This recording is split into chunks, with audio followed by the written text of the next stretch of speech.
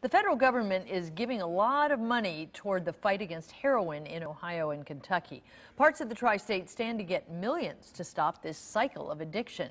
Now, most people would say that's money well spent. That's right, but as 9 on Your Side's Evan Millward explains, nearly a dozen people affected by the crack epidemic came to us here at 9 on Your Side saying there's a big inconsistency.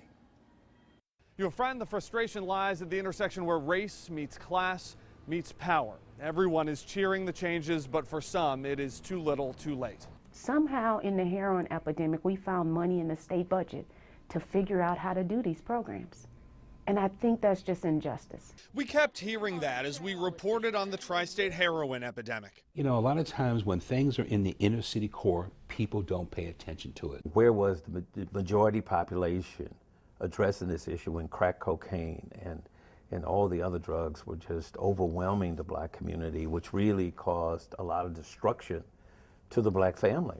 The difference in tone now is clear. Addiction is a disease, we say. The addict should be treated. But it wasn't always like that. The individuals were demonized. They were the problem. And it wasn't the drug that was the problem. They weren't the victims, they were the issue. I'd be bitter too. I think what we have to do is we have to make sure that any changes that happen now help everyone. Perry Lou Goddard teaches drug policy at Northern Kentucky University. We should try to fix some of the problems that were caused by that, especially sentencing reform.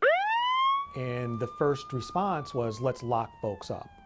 Let's lock them up. So maybe it's not bitter. Maybe it's relief met with frustration in neighborhoods, communities where men and women with addiction were thrown in jail instead of treatment. And that's meant to open eyes and open hearts. I don't want to take away from my brothers and sisters that are suffering with heroin and their kids that are dying. You know, I get teary-eyed thinking about that, because that could very well be my child. So we find ourselves back at that intersection where race and class and power all meet. A crossroads, maybe, for the future, so history doesn't repeat itself. And over the Rhine, I'm Evan Millward, 9 on Your Side.